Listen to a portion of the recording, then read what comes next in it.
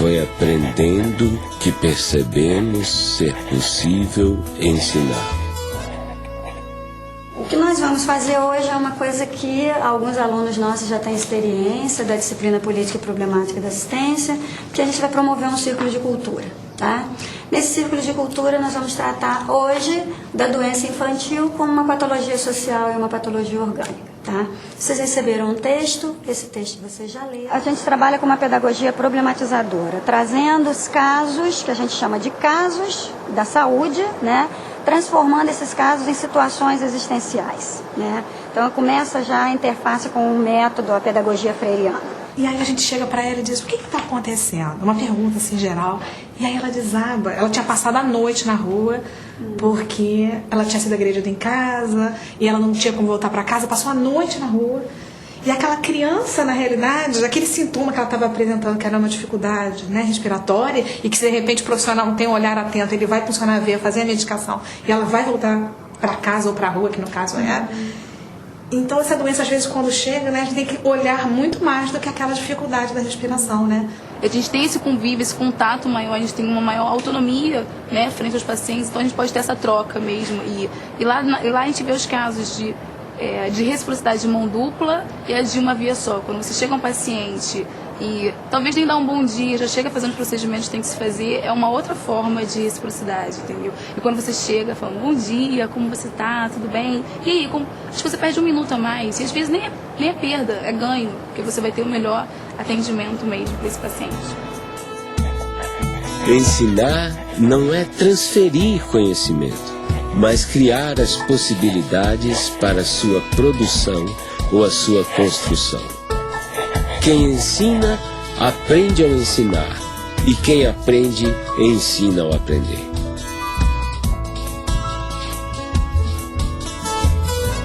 Pedagogia do Oprimido, que é um livro que já estava praticamente pronto em 68, mas que saiu publicado pela primeira vez em 70, e que é o principal livro do Paulo Freire, o mais importante. Há pouco tempo encontrei esse livro, Pedagogia do Oprimido, 15ª edição. E aí, quando abri o livro, me surpreendi com uma série de anotações do próprio Paulo Freire, do punho dele. Ou seja, é bom até avisar os leitores que a edição autorizada para ser lida mesmo é da 16ª em diante da Pedagogia do Oprimido, porque ele corrigiu o livro todo. Mas o que é mais interessante, isto contesta, é uma das provas do rigor do Paulo Freire com relação ao pensamento. Eu considero a obra de Paulo Freire, e ele também a considerava, eu ouvi depoimentos dele nesse sentido, não como a obra do terceiro mundo. Disse, eu não quero escrever uma pedagogia exclusiva para o terceiro mundo, né? Eu acho que colocar Paulo Freire no terceiro mundo e sectarizá-lo no terceiro mundo significa não querer ver a opressão na sua totalidade que vem do primeiro mundo.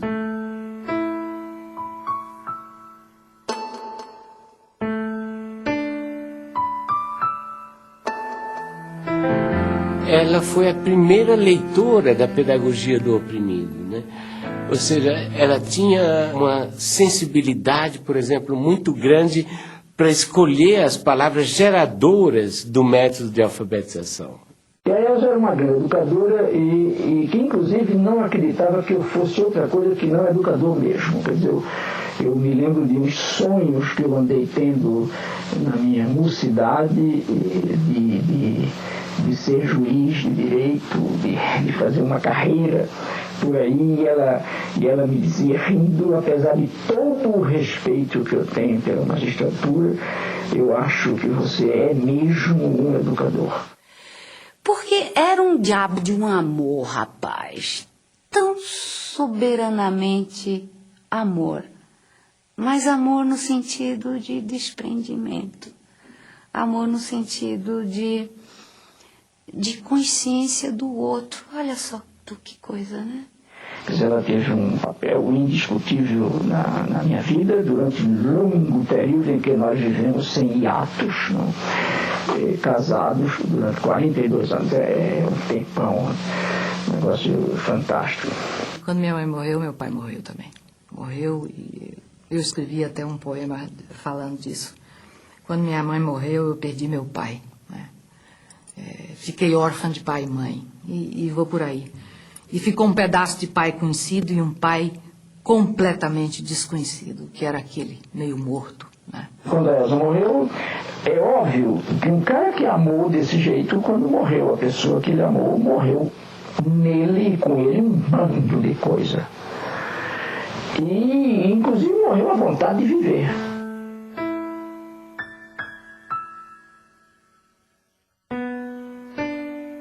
Eu encontrei um Paulo maduro, um homem seguro, um homem cortês, extremamente amoroso, criativo e que se oferecia a mim na plenitude das suas qualidades. Nós temos que educar para sermos seres mais. E o ser mais em Paulo é isso, é ser mais humanos, ter mais qualidade enquanto gente.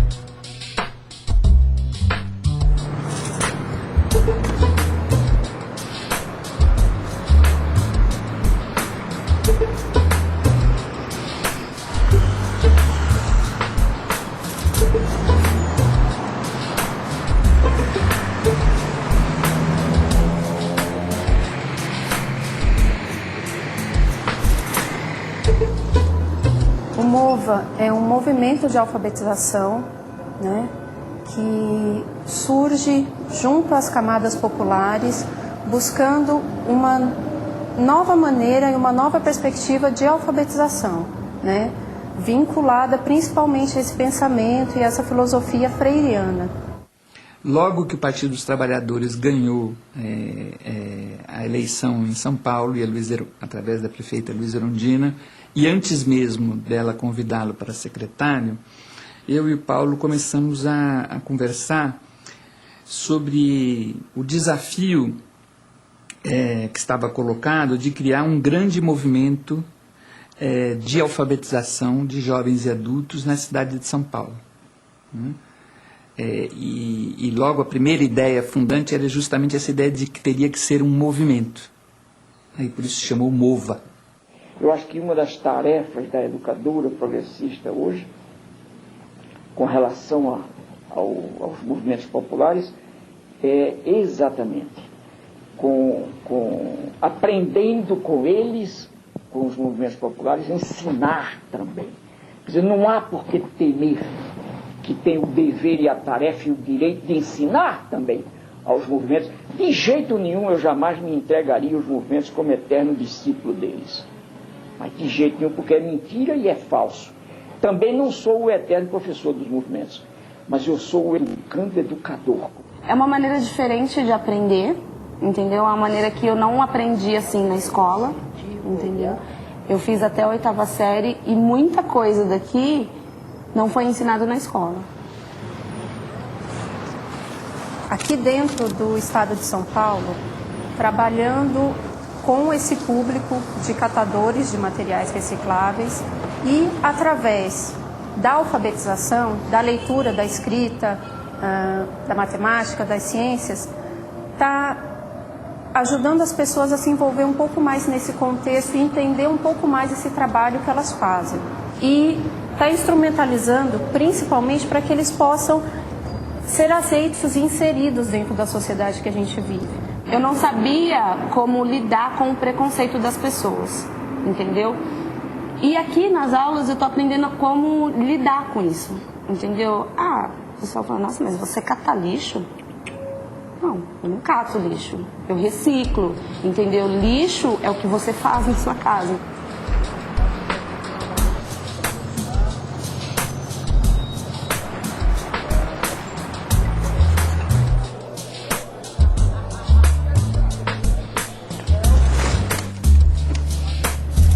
Estou aprendendo mais a me comunicar mais com as pessoas, né? Que é um pouquinho fechado e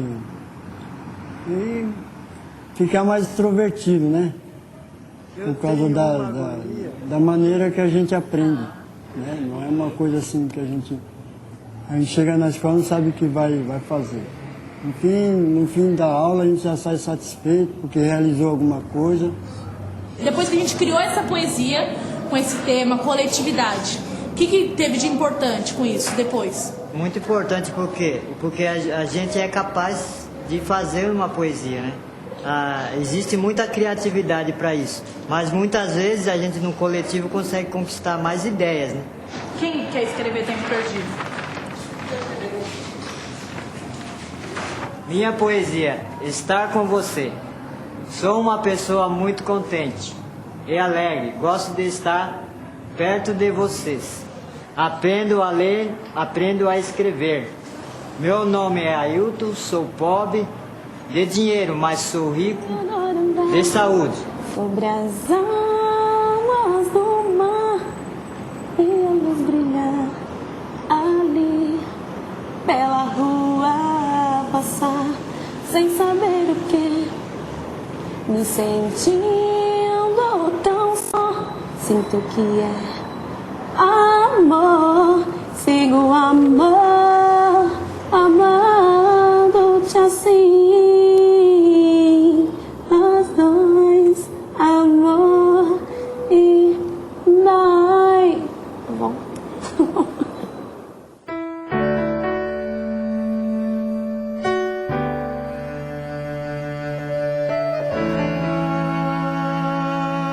Eu acho que a gestão Paulo Freire à frente da secretaria marcou, né, para sempre a possibilidade, né, do desenvolvimento de uma educação pública, popular e democrática.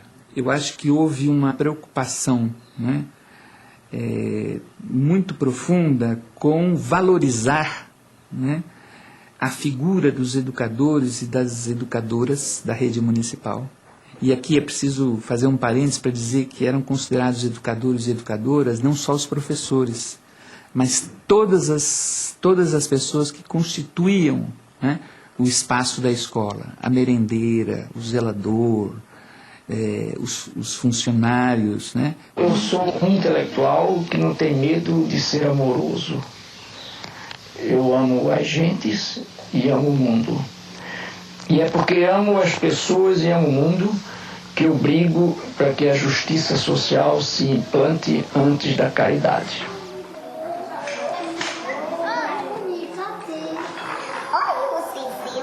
Ninguém começa lendo a palavra, porque antes da palavra, o que a gente tem para ler, à disposição da gente, é o mundo.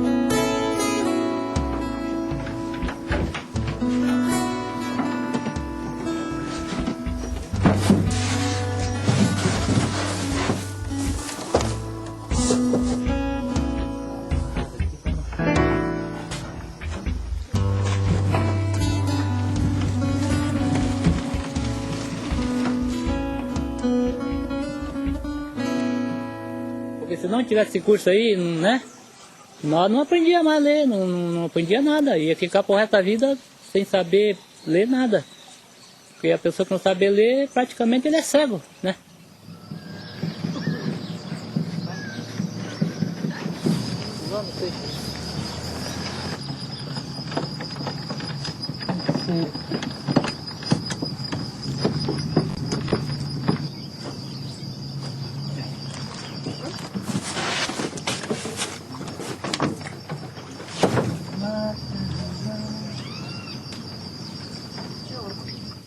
Se já sabendo ler, sabendo escrever, a gente fica mais seguro, né? Tem mais jeito para chegar, conversar, né? Então, nós gostaríamos de saber se esse projeto que nós estamos trabalhando com vocês, se desenvolveu alguma coisa boa. Por isso que eu escolhi uma palavra para comentar com você, para comentar nesta aula, né? Então, essa palavra é cidadania. Chega em casa, olha, que a professora me deu isso, tem lição para me fazer. Se entende, dá uma força aqui para mim, me explica. Se eu entendo, eu dou uma força para ele, ensino ele. Ensino ele para se desembaraçar mais, né, na lição. Mas eu acho que ele aprendeu bem mesmo. Esses meses que ele está na escolinha.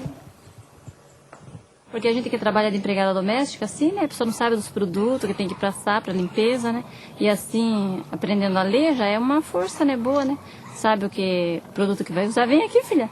Sabe o produto que vai usar e deu uma força boa. Ela vai na escolinha comigo também todo dia. E ela tá fazendo o prezinho. Eu aprendo mais com ela, né? Ela aprende comigo. Assim a gente vai indo.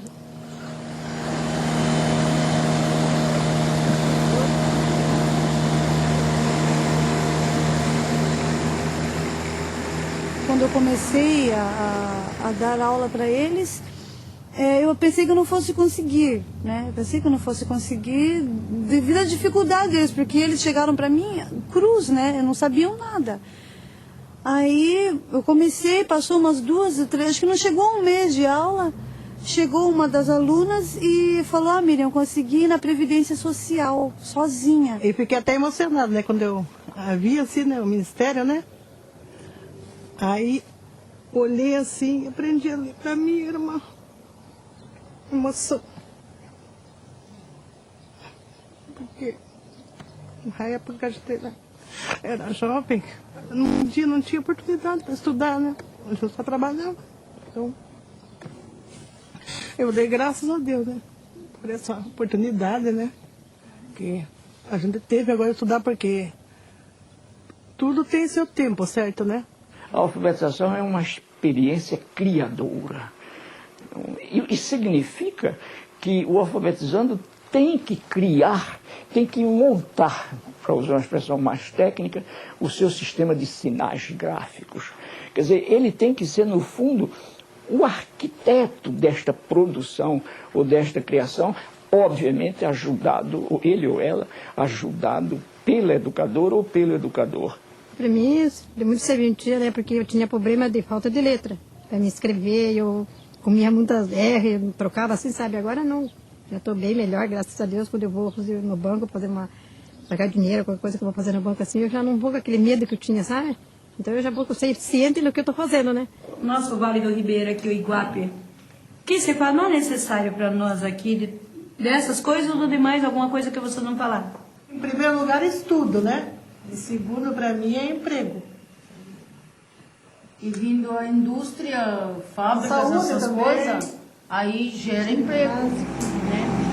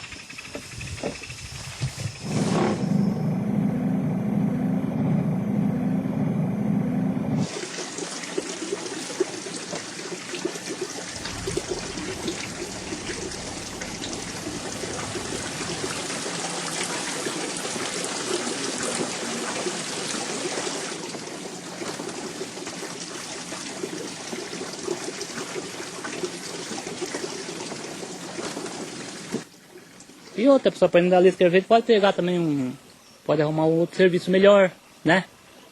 Tem tudo isso, então eu estou estudando e graças a Deus estou aprendendo. Vamos ver se chegou lá, né?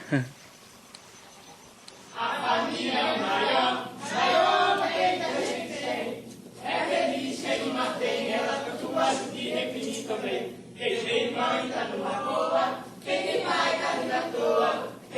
momentos que a gente discute, e tem outros que a gente curte. Tem momentos que a gente discute. Quando veio a ditadura, a primeira coisa que fez foi um projeto que, se não me engano, se chamava Mobral, e que tinha como lema o seguinte: é preciso ensinar as pessoas a ler para que elas possam ler as ordens que vêm por escrito. Que era exatamente o contrário do processo dialogal do Paulo Freire, que tem tudo a ver com o teatro do oprimido e com Sócrates, que também usava esse processo do diálogo para que se chegasse a uma descoberta. Agora, para que você atinja o conhecimento, não basta ter a informação. É necessário juntar a informação que você recebe com aquelas que você já tinha e daí poder concluir com uma decisão ética, com uma ação ética, não é? São esses os momentos do conhecimento real. E o ensinar, se a gente não recebe daquele a quem ensina nada, nós vamos estar pondo na cabeça dele algumas informações que podem ser verdadeiras, mas que não vão servir para nada, e na nossa cabeça nós vamos apenas estar despejando alguma coisa que temos sem nada receber em troca.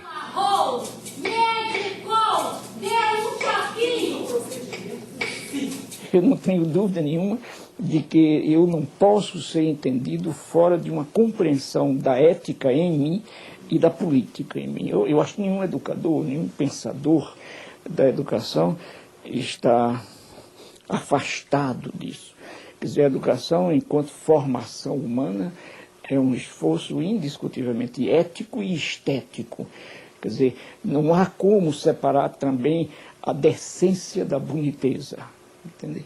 Quer dizer, a educação, enquanto busca de boniteza, necessariamente procura a decência do ser.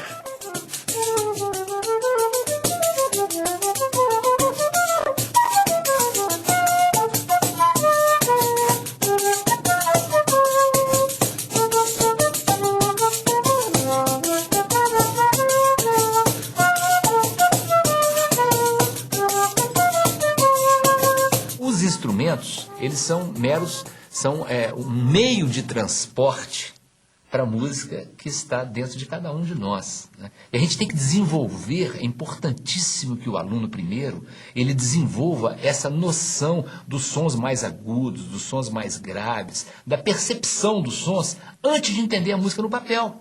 Agora presta atenção no que eu vou tocar para vocês. O som mais grosso, esse aqui, ó, esse som mais grosso, é esse som aqui. Agora tem esse outro dó aqui, olha. É um som um pouco mais agudo, ó. Esse. Agora esse outro é um pouco mais agudo. E esse último é muito fininho, parece um passarinho ou um bicho que tem um som muito fino, ó. Processo de alfabetização musical, do início da aprendizagem musical das escolas tradicionais, ele trabalha da forma contrária. E aquilo que me motivou a desenvolver esse trabalho a partir da perspectiva freiriana. Então, o aluno, ele levanta, digamos, a nota dó, né? Dó, ré, mi, fá. E o TEDEM diferencia essa forma de aprendizado porque fica em destaque, né? Fica o espaço vazio do som do som que você está querendo produzir, reproduzir, né?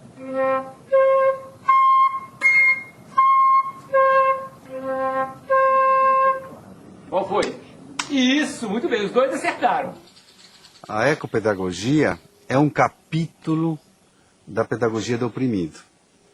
Por quê? Se a gente considera a Terra como um ser vivo e em evolução, hoje essa Terra é um grande oprimido. Nós vivemos de forma insustentável.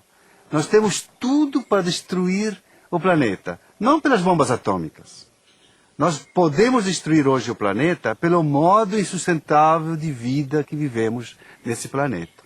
Então, nós temos que refundar os princípios da pedagogia para que ensine as crianças, jovens e adultos a viverem de forma sustentável, a terem um estilo de vida sustentável.